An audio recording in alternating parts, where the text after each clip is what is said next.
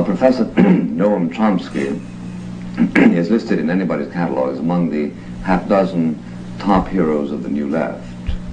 This standing he achieved by adopting over the past 2 or 3 years a series of adamant positions projecting at least American foreign policy, at most America itself. His essays and speeches are collected in his new book, American Power and the New Mandarins. Usually Mr. Chomsky writes non-political books, for instance, Syntactic Structures in 1957, Cartesian Linguistics in 1966, and Topics in the Theory of Generative Grammar, 1965. He is a highly esteemed student of modern language and linguistics who teaches nowadays at the Massachusetts Institute of Technology and has taught before at Berkeley, Columbia, and other strife-torn universities.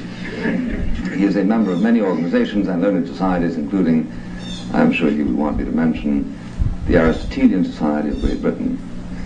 In one of his essays, Mr. Chomsky writes, quote, "By accepting the presumption of legitimacy of debate on certain issues such as this one has already lost one's humanity."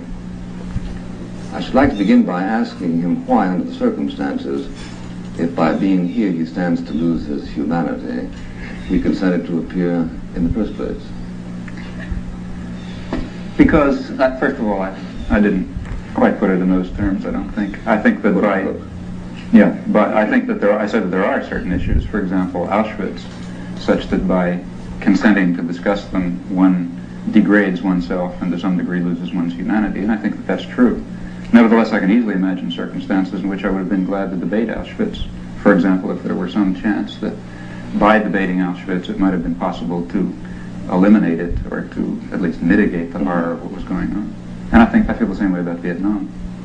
And I really think that fundamentally there is no argument anymore at an intellectual level, in my opinion. But I think it's very important to discuss it nevertheless. At what level is there an argument? Well, there is a policy which I think is a destructive and devastating policy. It's continuing, and the continuation of the policy is to some extent based on the fact of public apathy or public acceptance. Hence, there still is the necessity to convince people that they should act strongly to put an end to this policy. At what point was there an intellectual argument? At which point did an intellectual argument in favor of our intervening in Vietnam cease to exist? Well, as I say there, I think that there may have been a time when there was something to debate. For example, I think that in the middle 50s, though I was opposed to the policy, and I think that it was right to be opposed to it, nevertheless, I think it was a debatable issue in a sense in which it is no longer a debatable issue. Why is that? Because at the moment I think it's really an issue of the survival of the existence of Vietnam as an entity, as a social and cultural entity. I think that's what's at stake. But even that could be intellectually argued, couldn't it?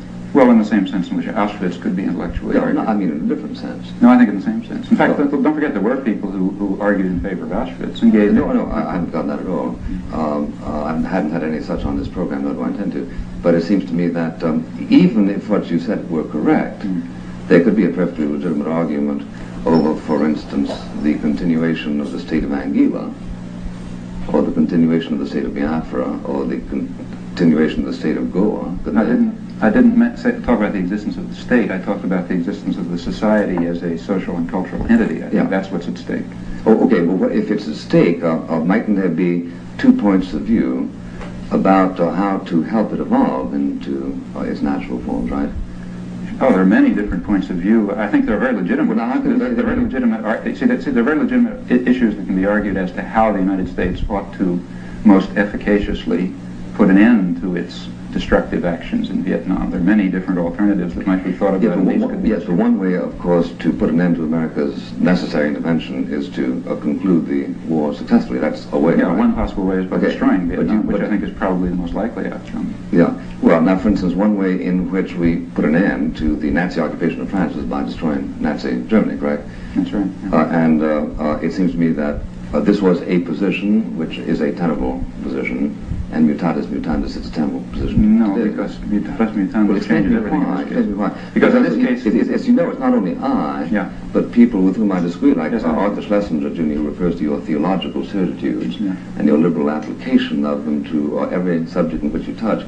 So the subject of your own intolerance of other people's point of view is, I think, itself linguistically interesting. Well, first of all, I don't accept that criticism. You see, if you look at that quotation, you'll notice that I put it in there, and recall the context. I said that when I argue the issue, I feel a tone of moral and emotional falseness, which I want to explain, but then I go ahead to argue the issue. So that's a side remark intended to explain my own feeling of emotional and moral falseness, which is real. I do feel it. But nevertheless, I then go ahead for 300 pages or so to discuss this and related issues. Yeah, so I don't really believe that it's fair to say that I'm not willing to tolerate other positions. The trouble is, you don't end the book by saying I'm kind of odd in feeling this. You say everybody is odd who doesn't agree with me, right? No, I don't think so. Do I say that? This is certainly the burden of your book.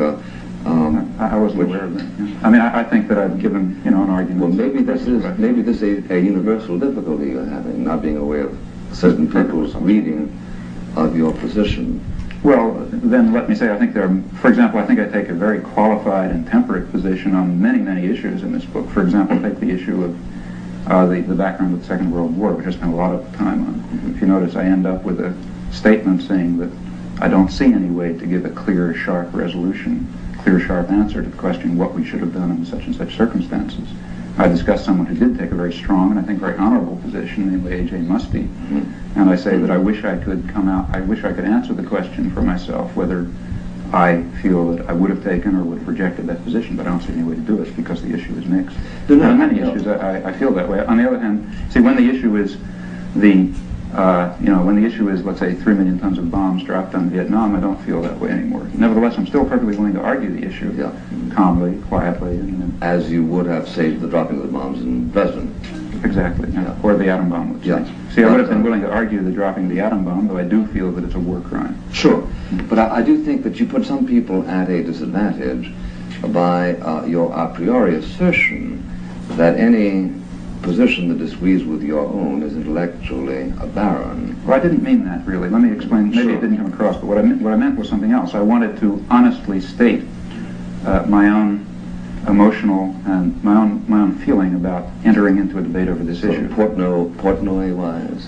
No, I think that the point is that I think it's only fair to an audience of readers to say this is the way I approach the issue, and you read me on the basis of this understanding the best I can give as to the way I'm approaching this issue. And it's perfectly true that when I do, if you notice what I say is that increasingly over the years in discussing this issue, I felt this feeling of emotional and moral falseness. And I think it would only be honest to express it. Sure. Then to go ahead with the discussion. Oh, quite so. But you also say that you hate yourself for not having come to that position earlier. Yeah, I do. I think that was a very great mistake. Well, I hope to give you a little solace. But the reason I do raise this, and I rejoice in your disposition to argue the Vietnam question, especially when I recognize what an act of self-control this must involve. It does. Sure. It really does. I mean, I think that this is the kind of issue where sometimes I lose my temper. Maybe not. Maybe not tonight. Because if you would, I'd smash in the goddamn table. You say in your reason for not losing my temper. You say the war is simply an obscenity, a depraved act by weak and miserable men. Including all of us. Including myself. Well, including that's the next sentence.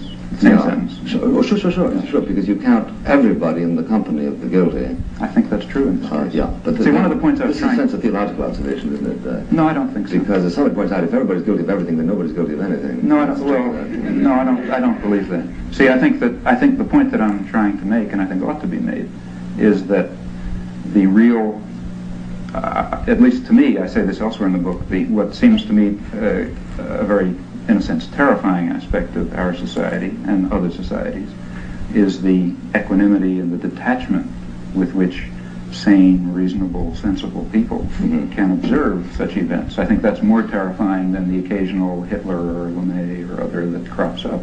These people would not be able to operate were it not for this apathy and equanimity. And therefore I think that it's, in some sense, the sane and reasonable and tolerant people who who share a very serious burden of guilt that they very easily throw on the shoulders of others who seem more extreme and more violent. No, I agree, but surely the emotional temperature of yourself or of myself or of other people is not in and of itself an index, an automatic index to the righteousness of emotions. Certainly not. As we know, for instance, people were approximately equally wrought up in the late 30s over whether or not America should help the Western powers that defend themselves against the Axis powers. And I think it is incorrect to suppose that people of either side were necessarily right simply because they were exercised. Oh, I'd agree with that totally. Yeah. There's no connection whatsoever between degree of emotion and degree of correctness. But as you understand the existing situation, it ought to be, in your judgment, a transparently evil thing that we are engaged in, and you are derivatively concerned because there isn't. Because there is not a shared sense of indignation like your own. Now, I don't say that I am right because I am indignant. Rather, I say that I think in this case I am right to be indignant, which is different. I have to prove that. You are right to be indignant if you are right. That's right, and that has to be demonstrated. That's why that has to be demonstrated. Which is why dozens of pages of argument about it, which may or may not convince people, convinces me. Yeah. Sure. But I agree. Well, let me then, excuse me, did I interrupt you? No. Let me ask you this. If in fact your concern is to communicate your moral concern, to what extent have you spent a time thinking about your techniques? Now, I say this seriously because it is probably true that under certain circumstances the communication of one's own indignation and fury and restraint is best communicated emotionally, i.e. to one's own satisfaction by screaming and yelling. Right. But if it becomes observable that this doesn't bring people around, then you've got to consider the problem of communication, which becomes a moral problem, just as you would consent to argue Auschwitz or Buchenwald with somebody if there was a chance of dissipating something of the sort. Now, if you have given that problem any thought, how come that you end up saying, as you do in your book, that Senator Mike Mansfield is, quote, the kind of man who is the terror of our age?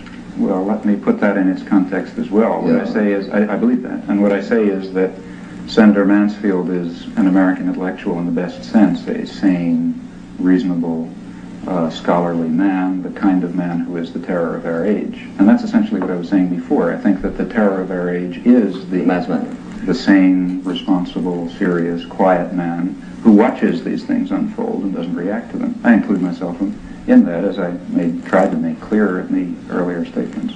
Well, if, put it this way, your counsel is surely a counsel of despair if, on the one hand, you accost us with your own relative moral superiority, and yet end up despising yourself, appealing to scrupulosity for your own shortcomings. I mean, this makes things pretty. Not really. For one thing, I don't feel any relative moral superiority, and I tried, maybe failed, but I tried very hard to express that in the book. That I said somewhere in the beginning that if there is any tone of self-righteousness or anything like that, it's unintended and certainly undeserved, and I mean that very much. Mm-hmm. See, I mean, after all, given the feelings that I have, which I've just expressed, and which you perceive, I should be doing really strong things, which I don't think I am doing. So there's no sense of moral superiority, and I'm not interested in simply, throwing blame around or giving people marks. Mm-hmm. I think that the beginning of wisdom in this case is to recognize something about what we stand for in the world, what we're doing in the world. And I think when we do recognize that, we will feel an enormous sense of guilt. And I say somewhere in there that one should be very careful not to let confessions of guilt overcome the possibility of action. I said that confessions of guilt can be very good therapy, as they can, as is well known. They're also very good preventative to action. And I think one should be very wary of that. In fact, I remember... I think we should. I have some remarks. I think that your formulation of it is at least saintly, but it still is a dislocating, at least, to people who fancy themselves as spending an equal amount of time attempting to refine their whole apparatus of moral discrimination and who come up with conclusions directly at variance with your own.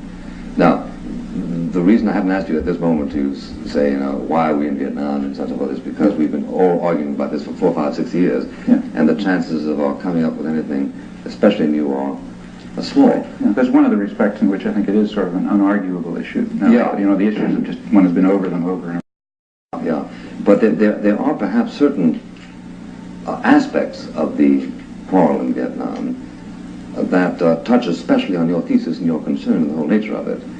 And that is the suspicion that some people have of a double standard of selective indignation. For instance, you refer to the heroic Vietnamese resistance to American power. I think it's absolutely heroic. Yeah, sure. Amazing. Now, I understand enough about language to understand the use of heroism in that way. If you notice, there are a few lines below I say, or above I say something about quite apart from any question of politics. That's right. That's right. Yeah. Right. Now, suppose I were to write about the heroic resistance of the Nazis to the Liberation Army, for instance, their use of torture, the use of mass reprisals. I don't consider that heroic. Well, why is that heroic? I mean, that means that they were doing everything they possibly could. No, I don't think that heroism doesn't. Well, then I think we do disagree on the use of language. But I don't think that reprisals against. We do know that Viet Cong have used fire weapons to destroy whole villages, children, that they have disemboweled mayors and so on and so forth and hung them up and all that kind of stuff. Now, this is heroic. No, that is not. Oh. That's depraved. That's depraved, in my opinion. So but that's very, very marginal. Well, why is it marginal? In fact, it's marginal. That's a question of fact. It's a question of fact, yeah. In fact, this is quite. I think there's perfect unanimity about this in the people who've studied it. For example, if you look at someone like, say, Douglas Pike, the American Foreign Service agent, is the chief expert on the Viet Cong, and read his book carefully, you discover that he points out that it was in response to the American military effort that the Viet Cong turned from their attempt to build mass popular support by through the organizational methods that involve giving people an actual role in organizing and controlling their own society and institutions. They turned from that to physical force in reaction to the American intervention. And in fact, I have many examples of this quoted in the book from aid documents, let's say, or from pacification manuals, where people point out. By the same token, you can say that the Nazis turned to torture in France in reaction to Eisenhower's landing in Normandy. The answer is that people so disposed to act are certain kinds of people, and I yearn for a recognition of this in your writings or in Douglas Pike's. As a matter of fact, Douglas Pike, as you know, has certain difficulty with the fact that it is acknowledged that up to 25,000, 30,000 people were individually killed by terrorists before. When was that? America. It was between 1958 and 1962. I think a 9,000 is the figure that's given usually. Well, right, and it's interesting to see what it was. I mean, if one really wants to talk about Viet Cong terror during the period prior to the American intervention, then again, I think just about all commentators, Dennis Warner, Bernard Fall, whoever you like, has agreed that by and large, this was terror directed extremely selectively against oppressive and external village officials. The burning of Joan of Arc was selective. The burning of Joan of Arc was selective too. But I think it was intended to establish a universal point. It was so intended. The execution of Eichmann selective. Well, but you see, there's a very big difference. I think, you see, if you want to, personally, I'm against all kinds of terror, no question. But if you want to understand the Viet Cong situation, then let's recognize a very great distinction. At least I recognize. Let's see what the political point of the terror was. See, after all, during that period, there were about 9,000 or 10,000, according to American sources, there were maybe 9,000 or 10,000 village officials of one sort or another killed by the Viet Cong, largely with the support of the villages. But at the same time, recall that there were perhaps 160,000 Vietnamese, if we accept Bernard Fall's figures again, killed by the Saigon government and the Americans. This is prior to 1965. That was a very different kind of terror, both in quantity and also in its political content. I know, but it seems to me that you are attempting here to match things which are not equal. No, 9,000 and 160,000 are by no means equal. I never say that. I use that number 3 times. My point is that one presumably distinguishes between an act of terrorism, which you called depraved a moment ago, and what you described, like burning a village, is depraved. Yeah, a military action, which is equally part of a military operation, which is even more depraved. For example, you say, well, let me give you some examples of what I consider depraved. Yeah. Malcolm Brown, back in 1962 or 3, I don't remember, reported, it was I think AP or UP correspondent, reported that Saigon officials were sending American Skyhawks, airplanes over Vietnamese villages to wipe them out with napalm raids in order to cover instances of graft, for example. Well, that's, I think, depraved. And certainly, I don't condemn that, because, you see, just to mention this matter of double standard, there are really three kinds of terror in Vietnam. There's Viet Cong terror, there's the Saigon government terror, and there's American terror. And if you read what I've written, I say practically nothing about either Viet Cong terror or terror carried out by the Saigon government. Now, if one wanted to talk about that, one would have to point out that the terror carried out by the Saigon government is incredibly greater in extent and has a very different political purpose, which one could discuss. But I restrict myself to discussing American terror. That generality, but, well, but I gather that you believe it. Go ahead. Yeah, I do. And we could, that then does become a matter of fact, which one could discuss. Sure. Yeah. But I, as a matter of principle, almost restrict myself to the discussion of American terror. Not the terror carried out by the various sides in Vietnam, for many reasons. For one thing, because it's just qualitatively different in scale, and for another thing, because I feel that we have some responsibility for it. See, I don't. In the same sense, I don't talk about, I've never written about the terror carried out by both sides in Nigeria, let's say. I don't like it, obviously, but I don't see any point in my giving them good or bad marks for it.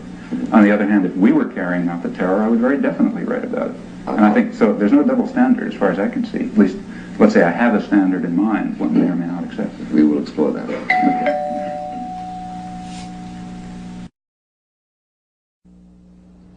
Mr. Chomsky, we're talking there about American terror, and I think you make a very accurate observation that we are responsible for what we do, but hardly responsible for what other people do, except insofar as we are in a position to influence them. That's right. For instance, if there is a mass starvation in Biafra, even though we did not cause it, there is a sense in which we are responsible if we don't do something to attempt to alleviate it.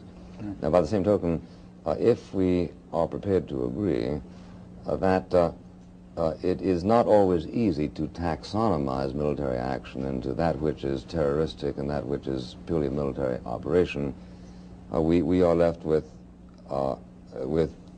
doubts, for instance, about the bombing of Germany in 1942, 43, 44. Mm-hmm. You might contend that this was terroristic and unnecessary, and you might be right, although you're not a military expert, neither am I.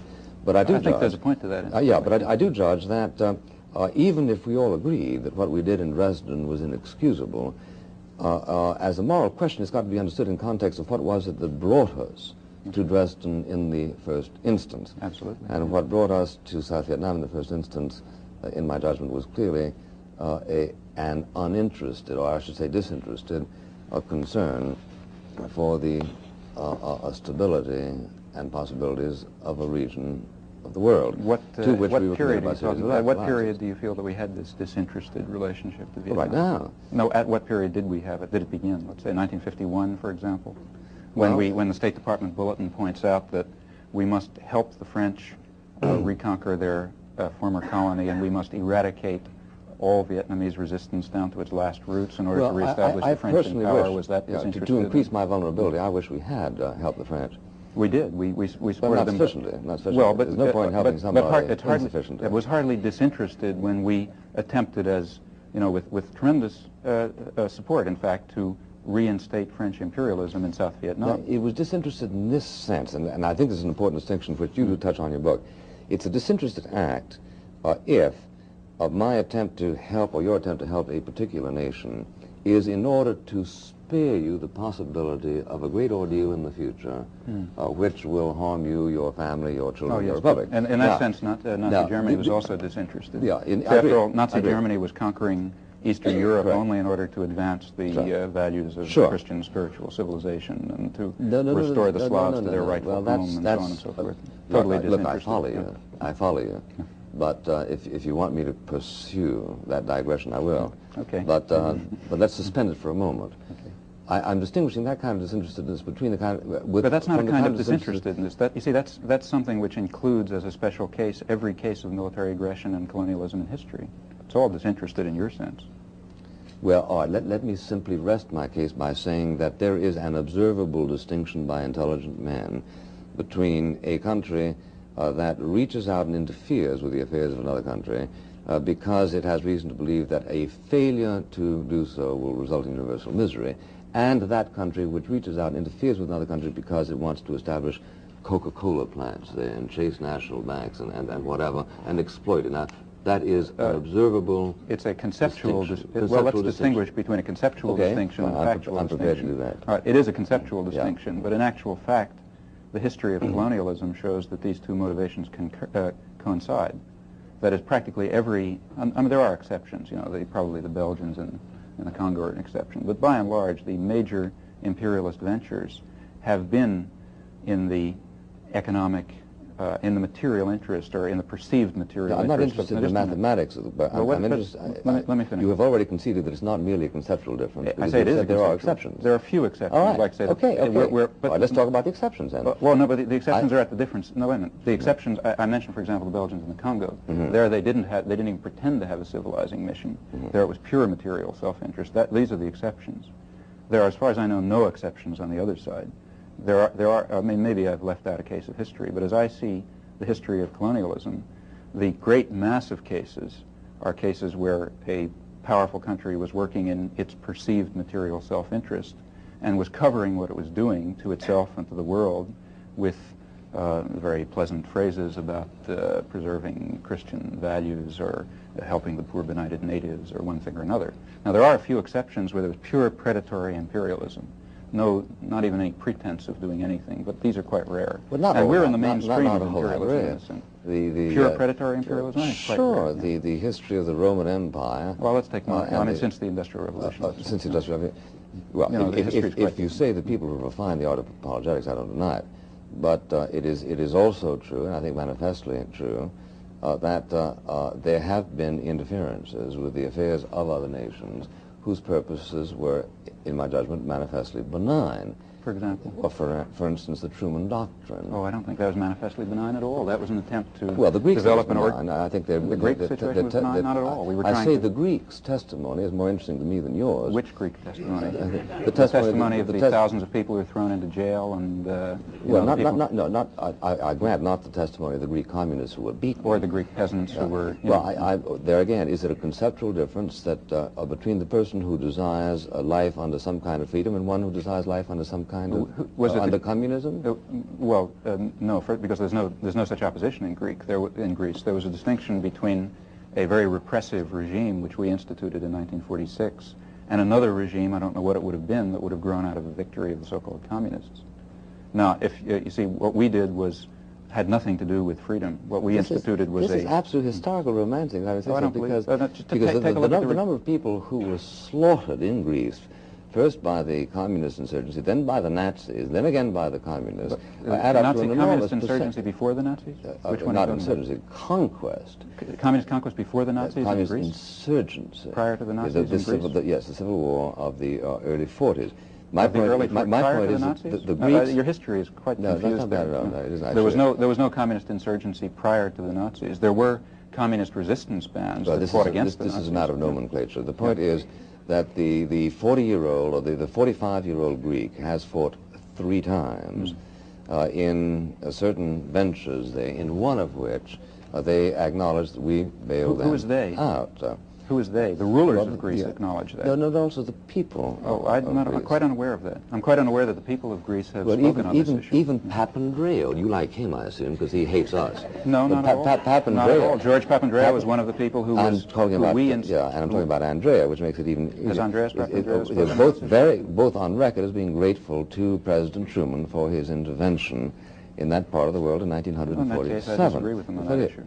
I mean, I really think we had no right to intervene in Greece in 1947. No, now we're talking about rights, and which gets us away from the discussion. All right, let's talk about whether we did it whether or not there is such a thing as relatively disinterested international interference. And it seems to me that America's record is rather good. We went through an imperialist phase, but we pulled out of it faster than any country in the history of civilization. I think we're very deep. Why did we pull out of the Philippines, for instance? We pulled out of the Philippines because it became a bad investment. Why? Because if you look, American agricultural interests were very much opposed to the, back in the mid-30s, they were very strongly opposed to the free trade relationships which allowed Philippine crops to compete with them. That's why we pulled out of the Philippines. Why do these agricultural interests authorize us to intervene in South Vietnam? They did. If you consider this is because we didn't intervene on the basis the critical dimension. No, I say that in the Philippines it was the critical dimension. Look, the world is a complex place. I'm aware of there that. are certain interests that were involved. MIT is a complex place. Well, there were certain interests that were involved in our Philippine venture. There are different interests that are involved in our Vietnam venture. You see, our Vietnam. Don't forget that with the Second World War, America's imperial interests expanded enormously. I mean, prior to the Second World War, we were sort of a marginal imperialist power, except for the Monroe Doctrine. But since the Second World War, we became the world's major imperialist power. And Vietnam is simply one piece of an attempt to construct a very large integrated world system, of which Greece was another piece. Yeah, we became an imperial power, Mr. Chomsky, in the sense that we inherited primary responsibility for any chain of action that might involve us in a Third World War. I don't believe and something that might involve the entire world in Holocaust. And no, under the circumstances, well, I know you don't believe it, but in fact, I think that it might be refreshing to listen to this point of view, which is that there are people who do believe that America, unhappily and certainly not desiring it, inherited the responsibility for trying to abort international Holocaust, and has from time to time done so by such ventures as the Truman Doctrine, martial aid, and things like that. No, I don't agree. Is martial aid not as No, martial aid is quite different. First of all, martial. I'm sorry. Yeah. I interrupted you, I'm sorry. Yeah. Well, first of all, you've now mentioned martial aid for the first time, and martial plan aid has to be distinguished quite sharply from the Truman Doctrine. Why?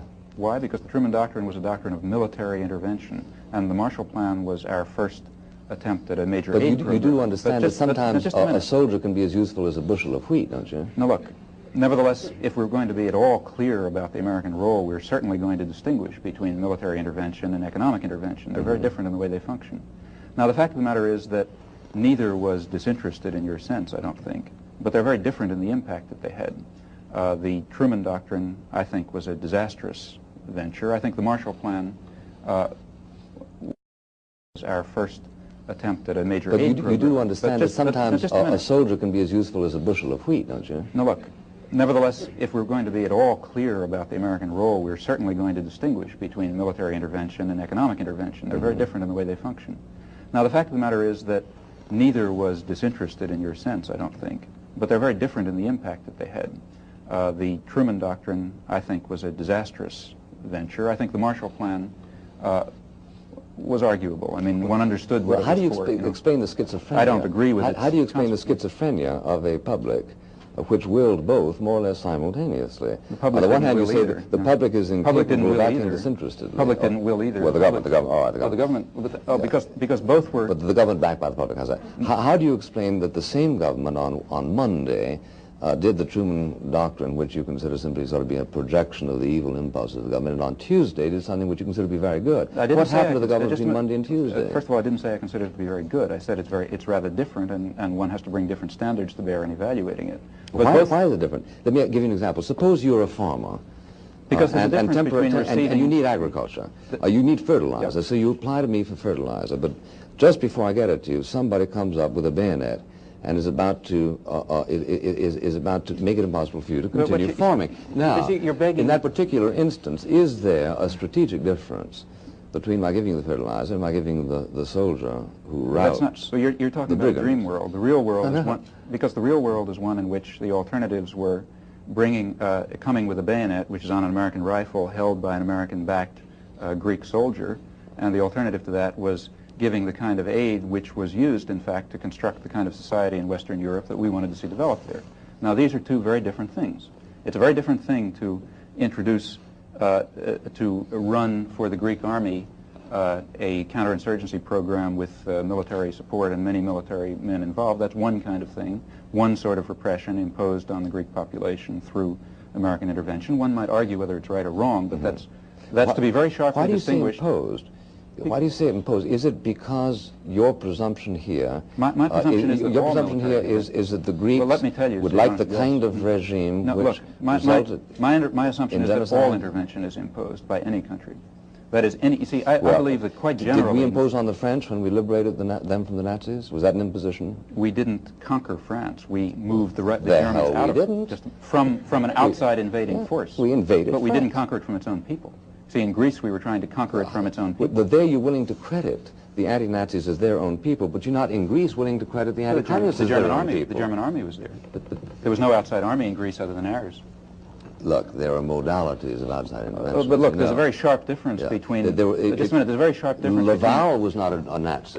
But Laval wouldn't have lasted for 5 minutes without the German army. And nor would Makarios have lasted for 5 minutes without the help of Russian aid. But wait a minute. In fact, as you know, when Stalin got tired of Makarios, he pulled out. But look, now let's be careful again. I mean, there's a difference between... First of all, I'm opposed to military aid to other countries, whether by us or by the Soviet Union. Well, let's come back to that because it's a more important thing. And that is that I'm even far more opposed to the imposition of regimes by foreign troops. Now, in the case of Germany, let's say, in the case of France, the Pétain Laval government, the Vichy government, was supported by German troops.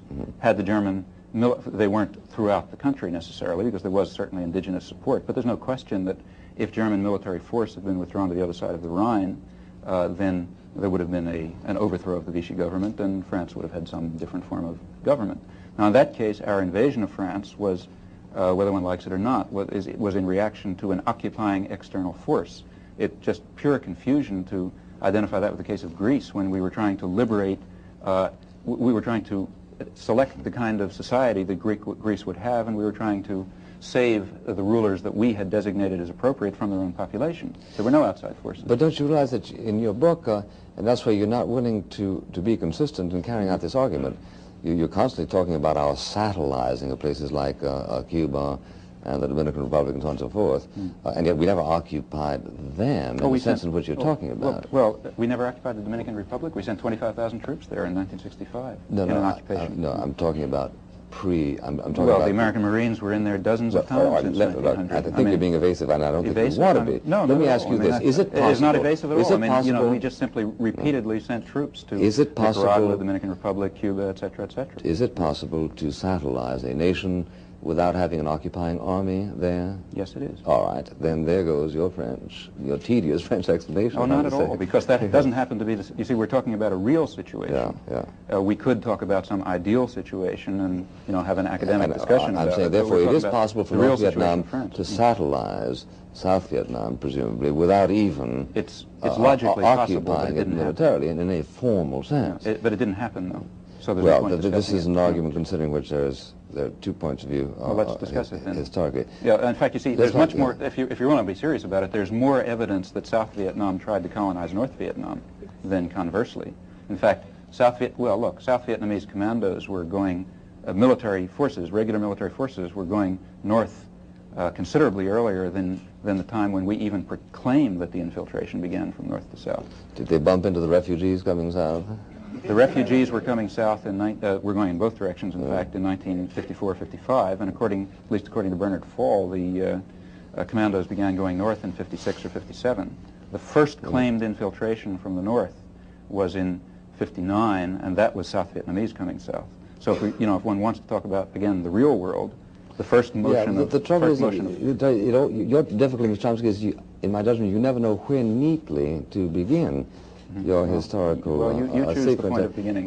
Well, the point really is that if you're starting to say that 1959 was a provocation because there were... No, it wasn't a provocation. I say that's when we claimed that the provocation began. But how about the people who were going from north to south who were talking about the misery that had been brought about Ho Chi Minh and so forth? When was that? Well, which people are you talking about? I don't know. Well, I'm talking about Vietnamese, north and south. Your trouble, I think, is neatly captured in the remark made recently by Czechoslovakia, that Czechoslovakia is, after all, the most neutralist country in the world, since it declines to interfere even with its own internal affairs. I'm afraid I don't see the relevance. Well, the relevance is very simply that you start your line of discussion at a moment that is historically useful for you. That's what I say. You pick the beginning. Of the post-war world is that the communist imperialists, by the use of terrorism, by deprivation of freedom, have contributed to the continuing bloodshed, and the sad thing about it is not only the bloodshed, but the fact that they seem to dispossess you of the power of rational observation. May I say something? Sure. Yeah. I think that's about 5% true, and or maybe 10% true. It certainly is. Why do you give that? May I complete a sentence? Sure. I mean, it's perfectly true that there were areas of the world, in particular Eastern Europe, where Stalinist imperialism very brutally took control and still maintains control. But there are also very vast areas of the world where we were doing the same thing. And there's quite an interplay in the Cold War. You see, what you just described is I believe, a mythology about the Cold War, which might have been tenable 10 years ago, but which is quite inconsistent with contemporary scholarship. Ask a Czech. Ask a Guatemalan, ask a Dominican, ask a person from the Dominican Republic, ask a person from South Vietnam, ask a Thai. Well, obviously, we can't get away. If you can't distinguish between the nature of our venture in Guatemala and the nature of the Soviet Union's in Prague, then we have real difficulty. Explain the difference. Sorry.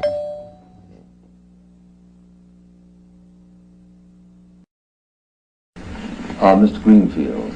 Mr. Chomsky, you state in one of the essays in your book, the unpleasant fact is that if one wishes to pursue the Munich analogy, there is only one plausible candidate for the role of Hitler, and by that you mean the United States.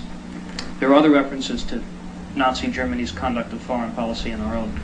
And you also less emphatically suggest that a lot of the internal policies of the United States government have left millions of its own citizens hungry or exploited. If this is the fact, that is to say, if the nature of our society is functionally indistinguishable in this respect from Nazi Germany, then doesn't that legitimate any tactic that one wishes to use in opposition? Well, I certainly don't believe that your assumption. That is, I don't believe, and I don't think I ever say that our society is functionally indistinguishable from Nazi Germany. No, that's what I say is that if one wants to pursue... I want to zero in. Yeah. So if I by would blowing disagree up a with you. troop train, we prevent 5,000 American soldiers from going to Vietnam to participate in what you do explicitly Yes. call a criminal war, Right. isn't that a moral act? Oh, I think that, yes, it would be. If sabotage would, in fact, contribute to ending the war, I would be in favor of sabotage. So- and let me give you some concrete So that's examples. a tactical decision, not a Tactical moral. decision. In fact, I'll give you some examples. What the Berrigans have done, for example, at Catonsville and Milwaukee, I think is very heroic and, in fact, saintly. But that is not killing American soldiers. Oh, no, I'm not. Well, you were talking about sabotage. You're talking about blowing up a American troop train. I would assume there'll be loss of life. I'm sorry, I thought you meant, let's say, stop preventing a train from going. No, I mean blowing up. I mean sabotage, assassination.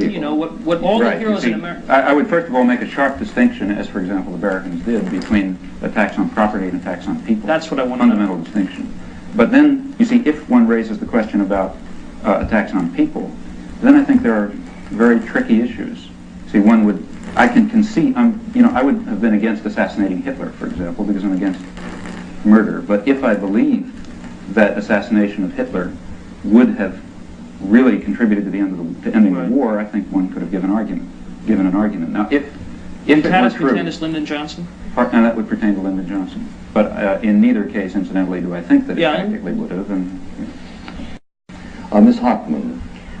I would like to ask Mr. Buckley what he thinks the motives of the people who are in favor of the war in Vietnam are.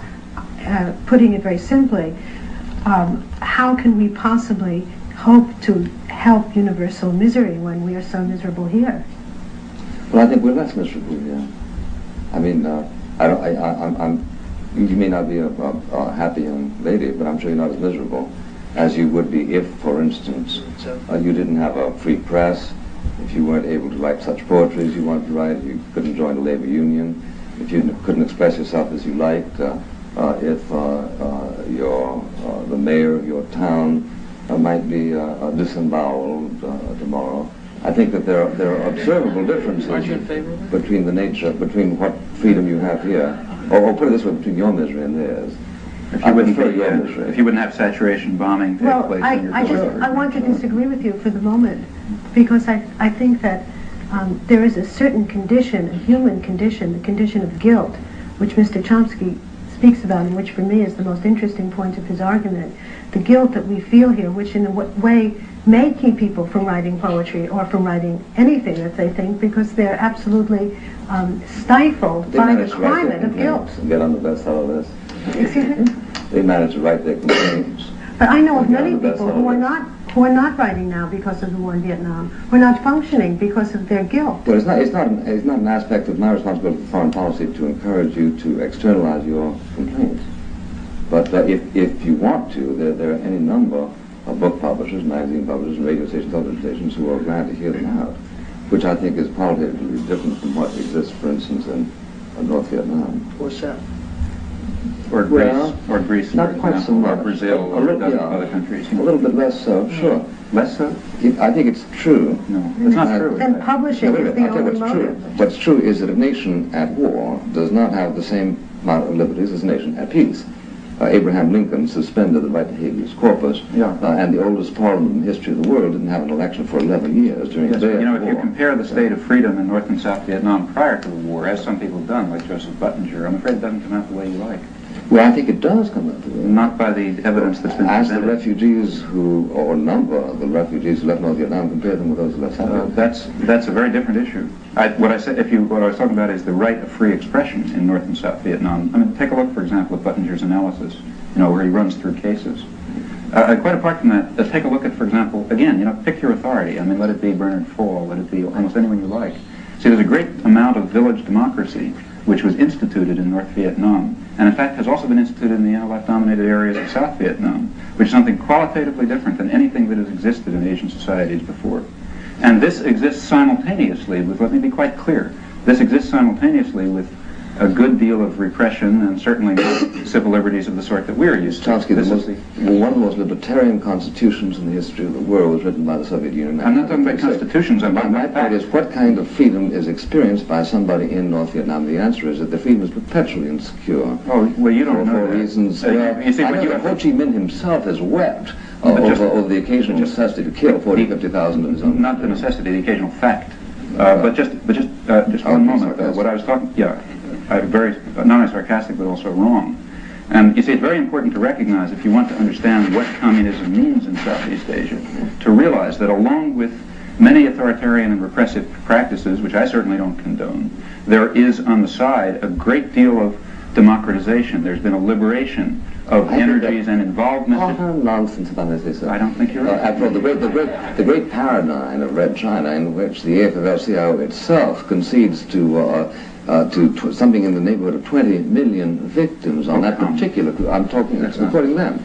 Or perhaps I didn't ask you whether that was correct. The AFL-CIO. They did have a commission out there. No one has claimed the million people killed through Chinese communist purges. Absolutely no one. Well, no one serious, at least. It was published in the New Leader. Fine. Which the New Leader. Yes, of course, the New Leader might. I mean, but I'm talking about CIA plant. Well, I said no one serious has. Take a look at the China Journal. Well, take a look at China Quarterly. I consider this. But you see, I think you're missing the point, really, and I think it's an important point.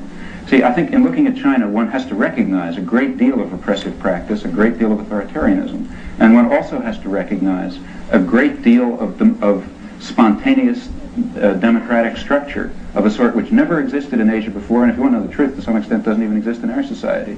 Now, these things exist side by side. If you read A Day in the Life of Ivan Denisovich, you find out that there's an extraordinary democratic structure even inside concentration camps. But it seems to me that it's almost profane to make this observation. I think it's profane to make that analogy, because I'm talking about true democracy in which the peasants who live in a village control the institutions of their lives. They control the If you want to get out, you bump into the Berlin Wall on either side of the island. There's no Berlin Wall in China. There's the equivalent of the Berlin Wall. There's the sea, and there's starvation, the concentration. No, there's no. That's just the point. You see, starvation has been very largely overcome in China. Yeah, because they have something like 94% of people working on agriculture. But I think Mr. Doxey has a question for you. They also haven't had 2 bumper crops in the last 3 years. Professor Chomsky, when you say, as you said about 30 minutes ago, that there was a relativity of truth between nations, would you classify... Relativity of truth? I don't know. Relativity of truth, you said, in the international scene. I don't understand the comment. If I said it, I don't know what it means. Well, would you call yourself a political... Would you call yourself a political relativist? I don't understand the concept. Well, put it this way. Do you believe in the natural law and transcendental truth, let's say, fixing social unit? I think that there's something to the doctrine of natural law, but I think that that's much more abstract than anything we've been discussing here. Well, but wouldn't that then justify the use of terror in, let's say, stopping a tenet of the natural law from being broken, or stopping, let's say, the ends from... Let's bring it down to earth. I see, I'm of course opposed to terror, any rational person is, but I think that if we're serious about the question of terror, if we're serious about the question of violence, we have to recognize that it is a tactical and hence moral matter. Incidentally, tactical issues are basically moral issues. They have to do with human consequences, and if we're interested in, let's say, diminishing the amount of violence in the world, it's at least arguable, and perhaps even sometimes true, that a terroristic act does diminish the amount of violence in the world. Hence, a person who is opposed to violence will not be opposed to that terroristic act. Exactly the same thing. That's right. Yeah. Now, And he happens to be wrong in the case in which he applies it. No, You see, these principles tell you very little about real cases. But that's I must say, it's the one thing that bothers me more about what you've been saying than the way you write. That kind of language, that is the notion of a terroristic act which restricts consequent violence, is precisely what Rostow says in The View from the Seventh Floor, when after this whole analysis about the moral world, he says there's not a single place where we don't have major military might to support it. I think that the real point here is that when you try to formulate general principles that will apply to arbitrary political affairs, you find that you can only make very vacuous and empty statements.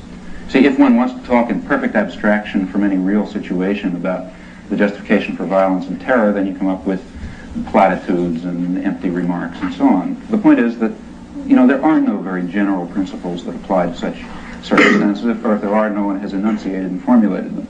So what one really has to do is look at the concrete historical situation. Now, where I would disagree, maybe Rostow and I would agree at this level of abstraction on the use of violence to prevent greater violence. Where we would disagree is in our evaluation of what is happening in this concrete historical situation. So therefore, and that's where one's attention ought to be. So therefore, you have no philosophical objection to the way in which Mr. Rostow states his case, merely to its applicability to existing circumstances. No, I say at this level I might not. I don't know what he says but about he wouldn't that. other things. But in other things, I have very great difference. For example, Walt Rostow says that we should try to strengthen, that the great threat of China to us is that it will succeed and provide a model to other countries. And we have to make sure that that doesn't happen. Is that why you kept him out of MIT? I assure you that I had nothing to do with keeping him out of MIT. I'd be delighted to have him back. He's a great help to us when he's around. Thank you very much, Mr. Chomsky. Thank you all.